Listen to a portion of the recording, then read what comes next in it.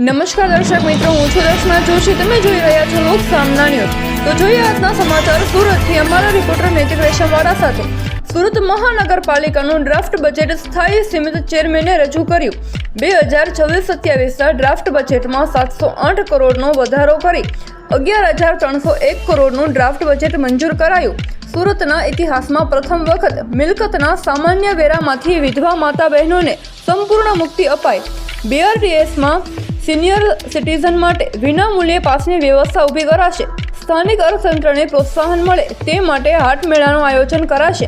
માન્ય કરેલી ધાર્મિક સંપ્રદાયને પાયાની સુવિધા જેવી કે પથ્થર, road, drainage, water cooler, solar panel માટે 25 કરોડ ફાળવ્યા. સુરત મહાનગરપાલિકાના તમામ ઝોનમાં એક નવું આધાર કાર્ડ સેન્ટર ઊભું કરાશે.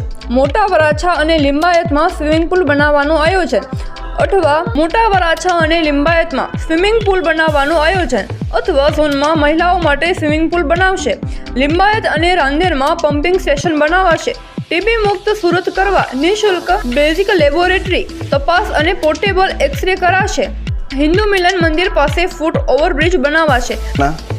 સને 2026-27ના મ્યુનિસિપલ કમિશનરશ્રીએ સૂચવેલા ડ્રાફ્ટ બજેટમાં ₹708 કરોડનો વધારો કરી 11,301 કરોડનું ડ્રાફ્ટ બજેટ સુરત મહાનગરપાલિકાની સ્થાયી સમિતિ દ્વારા આજરોજ મંજૂર કરવામાં આવેલ છે. આ બજેટ એક વાસ્તવિકતાલક્ષી બજેટ છે. ગુજરાતના મુખ્યમંત્રી ભૂપેન્દ્રભાઈ પટેલ સાહેબ તેમજ અમારા કેન્દ્રીય જળશક્તિ મંત્રી CR પાટીલ સાહેબની આગેવાનીમાં સુરત શહેર સતત વિકસતું શહેર છે અને આ વિકાસની કેળીને આગળ ધપાવવા માટે આ બજેટ વધુ એક નવું મોરપીંછ સાબિત થશે. સુરત શહેરમાં લોકોને વિકાસની નવી કેળીઓ તરફ કંડારી જશે. આ વખતના બજેટમાં પણ ફરી એક વખત આ વખતે અમે અમારી આ ટર્મનું સતત ત્રીજું બજેટ છે જે કર અને દરના વધારા વગરનું બજેટ છે. કર અને દરમાં એક પણ રૂપિયાનો વધારો કર્યા સિવાય કેવી રીતે વિકાસ કરી શકાય તે ભાજપ શાસકોએ ફરી એક વખત બતાવી દીધું છે. આ વખતના બજેટમાં અમે વિધવા માતા અને બહેનોને સામાન્ય વેરામાંથી મુક્તિ આપતી એક જાહેરાત કરીએ છીએ. વિધવા માતા અને બહેનો જે રાજ્ય સરકાર હસ્તકની વિધવા સહાય મેળવતા હશે તેનો કાર્ડ બતાવીને આ સામાન્ય વેરામાંથી રાહત મેળવી શકશે.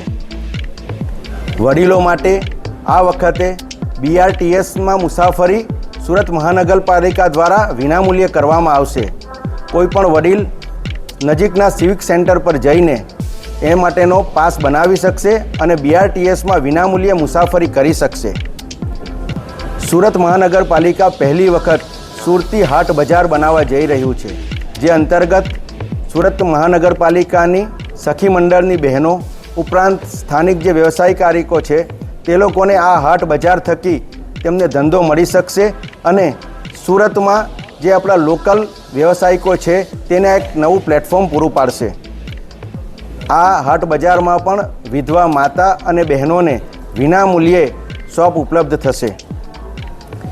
સુરતનો સરથાણા નેચર પાર્ક છેલ્લા 3 વર્ષમાં લગભગ 25 લાખ જેટલા લોકોએ આની મુલાકાત લીધી છે અને હવે આ નેચર પાર્કને અદ્યતન ડેવલપ કરવાની જરૂર છે. તે માટે નજીકના ભવિષ્યમાં નેચર પાર્કને રીડેવલપ કરવાનું આયોજન છે.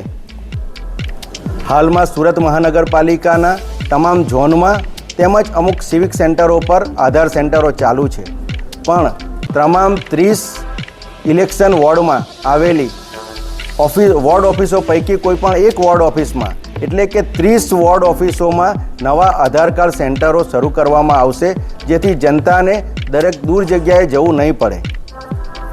સુરત મહાનગરપાલિકા પહેલી વખત ધાર્મિક સંસ્થાઓને પાણી, ડ્રેનેજ, રસ્તા, પેવર બ્લોક, વોટર કુલર અથવા તો સોલર પેનલ માટે સહાય કરી શકે તે માટે 25 કરોડ રૂપિયાનું અનુદાન નક્કી કરવામાં આવેલ છે. આ ઉપરાંત છેલ્લા કેટલાય વર્ષોથી આપણી શહેરની જે સોસાયટીઓ છે તેમાં અનુદાન માટે જે રકમ હતી તેમાં તોતિંગ વધારો અમે કરવા જઈ રહ્યા છીએ. ચોરસ મીટરના જે 85 પૈસા ભાવ પહેલાં અપાતો હતો તેનો ચોરસ મીટર દીઠ ₹1.5 અને રેસિડેન્શિયલમાં ₹1 કરવામાં આવશે.